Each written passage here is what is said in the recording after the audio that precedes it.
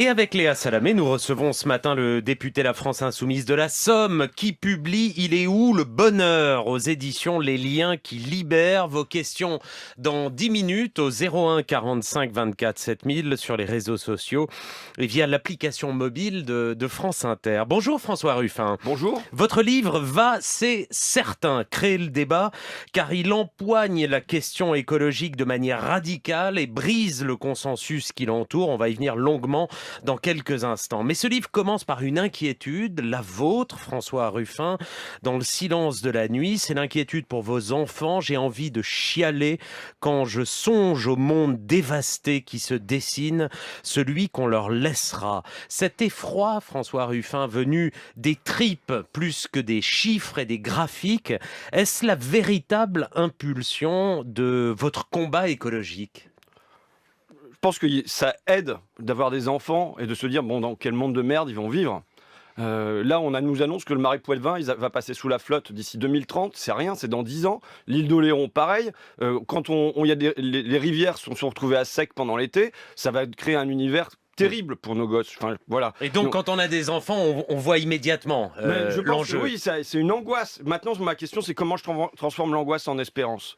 Mais je veux dire, moi, je suis habité par la question écologique depuis des années, des années. Une critique de la croissance, la condition animale, enfin, un certain nombre de choses la conscience d'un effondrement écologique. Je veux dire que dans ce qu'on aura vécu, il y a déjà 80% des insectes qui ont disparu et on va aller vers 95%. Quand j'étais jeune, mon père me racontait, quand on est à Taproyard dans la ferme familiale, comment les hirondelles volaient bas parce que ça allait choper les insectes qui volaient bas eux-mêmes. Et moi, il a fallu que j'attende des années pour l'expliquer à mes gamins parce qu'il n'y a plus d'insectes, donc il n'y a plus d'hirondelles. Alors, on va parler de votre message d'espérance, parce qu'il y en a aussi de l'espérance effectivement dans ce livre. Mais vous écrivez, ce qui nous sauvera, ce ne sont pas les biens que nous pouvons acheter ou accumuler, mais les liens que nous pouvons tisser. Au fond, l'écologie, c'est aussi ça pour vous, une éthique, une autre manière de considérer ses proches et son prochain, une vision presque chrétienne, François Ruffin. D'ailleurs, vous dites que dans le livre, vos amis se moquent de vous en disant que vous êtes un peu le curé qui veut, je cite, semer les graines de l'espoir. Moi, je suis agnostique. Il y a quelque chose de catho, hein. Moi, je suis agnostique. Maintenant, je crois qu'il y a un au-delà de l'homme. C'est-à-dire que l'homme, ça peut pas être un acheteur d'iPhone 11 et qu'on lui promette que l'idéal et le progrès pour demain, c'est qu'il y aura la 5G et que ça lui permettra d'être connecté à son frigo. C'est pas possible, ça. Donc ça, je suis habité par ça, au-delà de l'angoisse pour demain. Mais là, ça la pose d'autant plus concrètement. On va vers une destruction de la planète. Donc, et on est dans un temps qui est un temps qui nous ouvre une espérance. Parce qu'aujourd'hui, en fait, depuis les années 70, il n'y a plus de connexion en France entre la croissance et le bonheur. Jusqu'en dans les années 70, il y a une connexion. Le niveau de bien-être s'élève, l'espérance de vie et même le bonheur subjectif. Mais en France, c'est fini depuis les années 70. Et c'est vrai dans tous les pays développés. À partir du moment où on passe 20 000 $ par tête de pipe, il n'y a plus de lien entre PIB et croissance. Donc ça veut dire qu'on vit un temps particulier qui est une chance, qui est que maintenant, il n'y a plus besoin de produire plus, il n'y a plus besoin de faire grossir le gâteau, il faut mieux le répartir, mais il n'y a pas plus besoin de faire davantage grossir le gâteau. Donc ça veut dire qu'à partir du moment où le bonheur n'est plus dans les biens, il est dans les liens. Il est dans la qualité de relation qu'on entretient avec nos voisins, nos cousins, nos collègues. Et ça a été démontré par des tas d'études. Vous savez, il y a des études où on met des gouttes là, avec du rhume. Sur le nez, là c'est sur le nez. Les gens attrapent le rhume. On a la radio. Et au bout de... sur 100 personnes, et les personnes qui ont des amis guérissent plus vite. Pourquoi ? Mais pareil, on fait une cicatrice sur la main. Les personnes qui ont de bonnes relations amoureuses guérissent plus vite. Pourquoi ? Parce que la société génère un stress permanent, une angoisse parce qu'il n'y a pas de lien. Et les gens qui ont des bonnes qualités de lien, ils mettent toute l'énergie de leur corps dans le fait que leur corps guérisse et non pas dans comment je vais être jugé quand je sors dans la rue. Et donc voilà, aujourd'hui, c'est pour ça que je place au cœur de mon projet, moi, les métiers du lien. Auxiliaire de vie sociale, assistante maternelle, accompagnant d'enfants en situation de handicap. C'est-à-dire tous ceux qui s'occupent des personnes les plus précieuses, personnes âgées, enfants, handicapés, et qui dans notre société sont maltraités. François Ruffin, dès lors qu'on dit il faut sauver la planète, c'est la condition de possibilité de tout le reste. Est-ce qu'on ne renvoie pas de fait la question sociale à un horizon encore plus lointain? On réglera la question des inégalités si la température n'a pas trop augmenté en 2100 ou en 2150. Est-ce que ça n'est pas, je dirais, purement logique? Ce que dit un peu Thomas Piketty, hein, c'est-à-dire c'est devenu le nouveau Graal écologique et on en oublie la question des inégalités. dans notre pays aujourd'hui, les 10% les plus riches émettent 8 fois plus de gaz à effet de serre que les 10% les plus pauvres. Et d'ailleurs, c'est une donnée sortie d'un article de Thomas Piketty. Donc, ça veut dire qu'il y a une injustice qui est une injustice économique, mais qui est aussi une injustice écologique. Et si on règle ça par des taxes, ça veut dire que c'est les plus pauvres qui sont les plus pénalisés.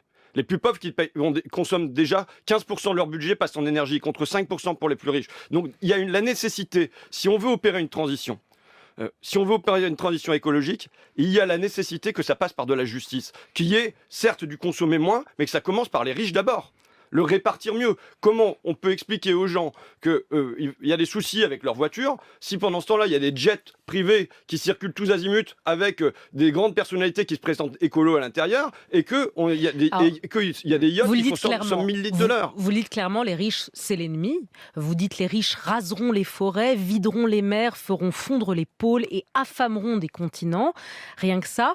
Mais une fois que les riches auront renoncé, François Ruffin, une fois qu'ils auront renoncé à tout ce que vous dites, ça, leur yacht, leur jet, leur villa, est-ce que vous pensez sérieusement que la question de l'écologie sera réglée ou vous voulez juste faire un exemple en place publique en fait? Il y a pas. Aujourd'hui, c'est pas les riches là. Non, dans c'est ce que vous écrivez dans le livre. C'est pas les riches, c'est dans les mains de qui se trouve la société aujourd'hui. Le CETA est passé à l'Assemblée nationale. C'est Jason Langrich qui est un lobbyiste du pétrole canadien qui a fait passer cet accord-là. On a eu le secret des affaires à l'Assemblée nationale. C'est le lobby de la chimie qui a fait passer ça à l'Assemblée nationale. Si jamais on veut un changement de direction, là on fonce droit dans le mur. On a les manettes du monde qui sont laissées entre des dirigeants qui sont les plus fous, les plus cyniques ou les plus aveugles, ou les plus inconscients, je sais pas, mais enfin, ils foncent droit dans le mur. On peut comprendre pourquoi, parce qu'on se dit, on est tous sur le même bateau. Mais non, eux, ils sont déjà dans les canaux de sauvetage, ils se tirent, ils préparent leur exil climatique. Moi, j'ai une amie qui se trouvait en Angleterre, à la City, elle a un ami banquier. Qu'est-ce qu'elle revient en me disant? Eh bien, ils sont déjà en train d'acheter des résidences en Scandinavie, ils apprennent le suédois à leurs enfants, parce que là-bas, le réchauffement climatique tardera. Et on a des études, par exemple les études Andy de la NASA, qui montrent que dans les moments d'effondrement, les élites, elles s'effondrent avec 1, 2, 3 générations de retard. Donc ça veut dire qu'elles peuvent continuer à foncer dans le mur en retardant le délai. Donc si on leur laisse les manettes à eux, c'est mort. On est mort, on est cuit. Donc il nous faut appuyer sur le frein et changer de direction. Maintenant, c'est pas parce qu'on leur reprend les manettes que ça suffit. Derrière, il faut vraiment changer de direction. Mais vous voulez faire quoi qu'on essaye de comprendre. On entend la dénonciation, celle que vous venez de faire et qu'on peut lire dans votre livre. Mais il faut humilier ces élites en place publique, les décapiter, les spolier par l'impôt, comme dit Piketty. Quel sort réservez-vous exactement à ces gens-là, ceux dont vous venez de décrire la vie, les modes de vie? Je ne suis pour aucune guerre civile. C'est clair. Maintenant, en revanche, il faut chasser l'imaginaire qu'ils nous imposent de nos têtes. Il faut leur reprendre. La démocratie, c'est le pouvoir au peuple et qui ne doit pas être laissé à une élite dirigée par les intérêts multinationaux avant les intérêts généraux. Donc déjà, il y a une reprise en main de notre destin commun, une reprise en main de la démocratie. Et ça suppose pas de pendaison et ainsi de suite. Je suis pacifiste. Mais vous êtes pacifiste, mais enfin, vous dites quand même rien n'arrivera sans débordement populaire. Il y a un appel d'une certaine manière. Alors évidemment pas à une guerre civile, ne soyons pas caricaturaux, mais vous dites qu'il faut quand même... D'ailleurs, vous en appelez aux jeunes. D'accord, mais attends, le débordement populaire, l'exemple qui est donné dans mon livre et qui est mon exemple clé, c'est le Front populaire. Combien de morts le Front populaire? 0. D'accord? Un débordement populaire par des occupations d'usines, mais qui est extrêmement pacifiste et qui est même un débordement de la joie. Et moi, ce que je veux, c'est un débordement de l'espérance. Aujourd'hui, le problème dans notre pays, c'est qu'il y a une chape de plomb de la résignation qui s'est mise sur les cœurs. Eh bien, et pourtant, en dessous, il y a comme un volcan, un désir d'autre chose. Les gens, quand on leur répète concurrence, mondialisation, croissance, ça les intéresse plus. C'est un monde qui est mort, ça les inquiète plus qu'autre chose. Et en dessous, on sent, pour moi les gilets jaunes en étaient une expression, Nuit debout en a été une autre expression, il y a dans notre pays et dans d'autres pays un désir d'autre chose. Il faut le réveiller, il faut que ce volcan-là puisse... Vous parlez d'espérance ce matin, mais quand même, quand on lit le livre, vous en appelez aux jeunes avec ce livre, et des jeunes qui vous troublent, vous le dites, vous l'expliquez, ils vous troublent parce que vous les trouvez trop dans le consensus et pas assez subversifs, pas assez dans le conflit. Et vous leur dites que non, le combat écologique n'est pas un combat du consensus, qu'il faut du dissensus, qu'il faut de la discorde, qu'il faut du conflit. Donc, d'une certaine manière, c'est pas seulement un discours sur l'espérance. Je veux dire, assumez ce que vous écrivez. Oui, mais j'ai pas de problème. Le conflit, il n'y a pas de démocratie sans conflit. Il y a des intérêts qui sont des intérêts contradictoires. Il y a l'intérêt général et l'intérêt du multinational. Qui on privilégie? Bon, et la première chose que je dirais sur les jeunes, ce qui me marque d'abord, c'est leur niveau de conscience écologique. C'est-à-dire que moi, il a fallu que je l'acquière. J'ai lu du Hervé Kempf. Je suis pas né avec ça, du Pablo Servigne, et ainsi de suite. Eux, ils l'ont en eux. Donc ça crée un très haut niveau de conscience écologique qui rend les discussions passionnantes. Mais à côté de ça, il y a un niveau politique qui n'est pas le même et qui fait que on a une grande candeur. On fait des manifestations. Le gouvernement, il voit bien qu'on a des problèmes. Pourquoi il les règle pas alors qu'on lui demande gentiment. Et puis ça donne en l'espace d'un moment, le basculement possible vers, puisque eux, ils sont en train de nous menacer, on va les menacer, et vers un passage possible à la violence. Et notez bien dans le livre que je ne souhaite ni la candeur, ni la violence. Le capitalisme vert, vous n'y croyez pas, François Ruffin. Vous dites que, en substance, c'est du pipeau, voire une escroquerie. En même temps, vous ne croyez pas non plus au petit colibri de Pierre Rabhi, c'est-à-dire à l'ensemble des petits gestes que nous tous pouvons faire pour la planète, essayer de la sauver. Vous dites que ce discours vous agace. Pour quelle raison? On s'en sortira pas par des petits gestes. Dans l'exemple des luttes sociales, on n'a pas mis fin au travail des enfants, on n'a pas mis fin, on n'a pas obtenu les 8 heures par jour, on n'a pas obtenu les congés payés parce que les consommateurs se sont dit je vais plus aller acheter du textile produit dans des usines où il y a eu le travail des enfants. Il ne faut pas des petits gestes, il faut des grandes lois. Il faut des lois, mais je ne méprise pas le petit geste. Je pense qu'il faut le lien entre les deux. C'est-à-dire que, par exemple, si on regarde ce qui se passe dans le cas de la création de la sécurité sociale, puisque on a mis un siècle pour créer un État social. La question, c'est comment on va rapidement créer un État écologique. Et moi, je pense qu'on peut s'appuyer sur les luttes sociales. La Sécu, c'est quoi? C'est des luttes à la base qui permettent des caisses de solidarité et ainsi de suite. Mais ça n'est généralisé, ça n'est possible que parce qu'à un moment, il y a une loi en 1945 qui prévoit un vaste programme de sécurité sociale avec Ambroise Croizat. Et donc il faut le lien entre les deux. Il faut des initiatives à la base parce que ça donne le sentiment d'une utopie concrète, que c'est possible. Par exemple, aujourd'hui, ce qui se passe dans l'agriculture, avec la multiplication des AMAP, des biocoop et ainsi de suite, ça donne l'idée qu'une autre agriculture est possible demain. Mais en revanche, du coup, il faut faire des lois. Il faut faire des lois qui indiquent quelle agriculture on veut, par exemple. Vous assumez la contrainte. En fait, dans votre discours, vous dites il faut des lois, il faut la contrainte. La vertu sociale ne suffit pas, ne marche pas. Donc vous assumez d'une certaine manière qu'il y aurait une écologie punitive sous la contrainte, que d'une certaine manière on pourra restreindre les libertés comme celle de circuler, comme celle de commercer, comme celle d'entreprendre, de s'enrichir, qu'au fond il faut assumer des lois qui pourraient être liberticides au nom de sauver la planète. Non, mais je ne suis pas d'accord du coup ni avec liberticide, ni avec punitive. Je ne veux de loi ni punitive ni liberticide, mais quand vous dites fin du travail des enfants, je suis désolé, c'est pas liberticide, ou alors c'est liberticide parce qu'il y a une limite qui est mise au choix des entrepreneurs. Je suis pour en effet qu'il y a un encadrement de l'économie, que du coup, il y ait des lois qui posent que on doit avoir par exemple un quota d'usage d'émissions de gaz à effet de serre. Oui, je suis pour des lois qui soient des lois qui contraignent, qui encadrent, qui régulent l'économie.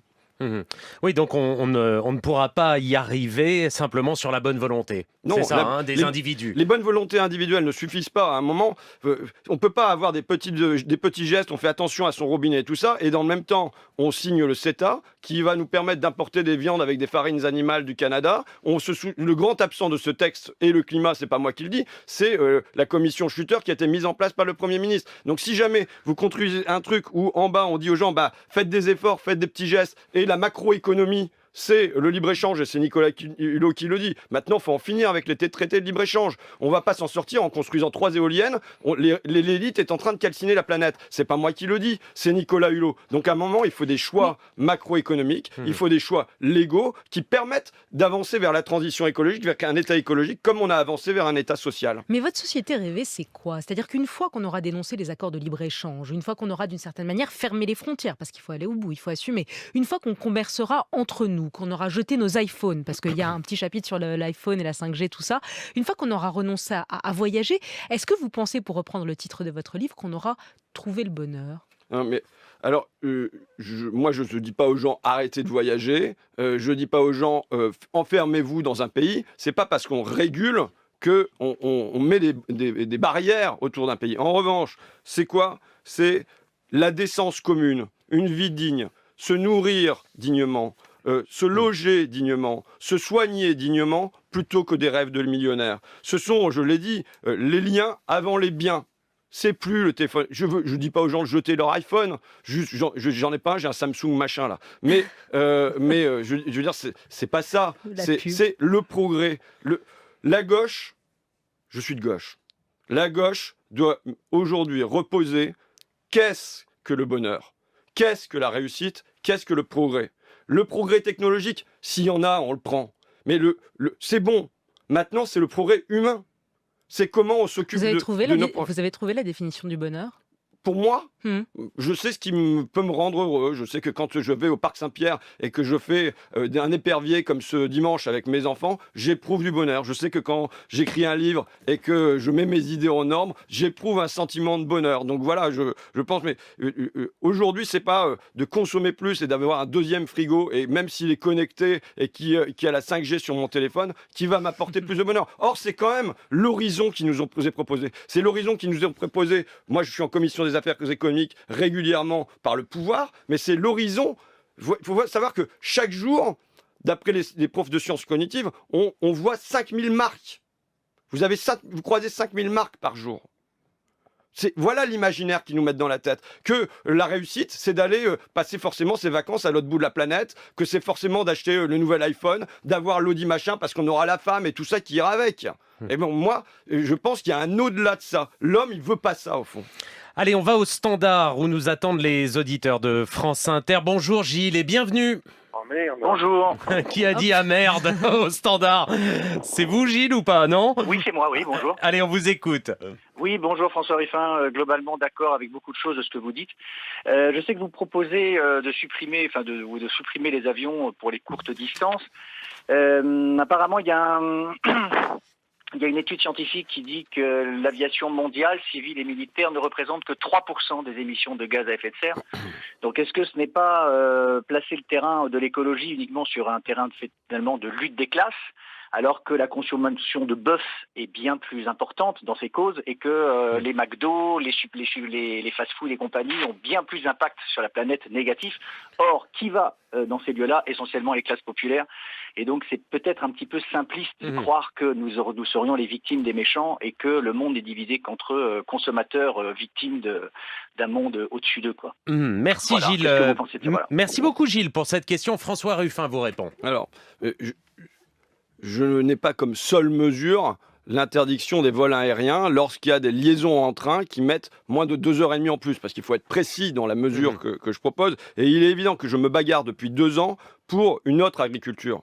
Une autre agriculture qui garantisse un revenu aux agriculteurs via des prix planchers, des quotas d'importation et ainsi de suite, mais qui permettent d'aller vers une transition. Et je suis bien conscient qu'il faut consommer moins de viande. Ça, c'est certain. Et il faut consommer moins de viande parce qu'aujourd'hui, ça fait du mal aux éleveurs industriels qui sont pas heureux dans ce truc-là, les ouvriers qui abattent les poulets et ainsi de suite, ça les rend pas heureux. Et ça fait la condition animale, j'y suis sensible, en plus de l'écologie. Donc c'est pas comme si je découvrais ce sujet-là. Maintenant, quand même, je le redis, les 10% les plus riches en France émettent 8 fois plus de gaz à effet de serre que les 10% les plus pauvres. C'est-à-dire qu'à un moment, si vous voulez entraîner les gens vers une transition, il faut que ceux qui sont les plus responsables de ça soient eux-mêmes restreints ou se restreignent. Or, aujourd'hui, c'est pas le cas. Une question de Denis sur l'application France Inter. Dans le sillage de celle que vient de vous poser Gilles, Denis vous dit un très haut niveau de conscience écologique des jeunes. Mais dans quelle sphère évolue Monsieur Ruffin? Il ne voit pas l'addiction de la jeunesse au smartphone. Il ne voit pas l'addiction aux emballages à McDo, aux emballages dans les fossés, sur les routes de campagne, etc.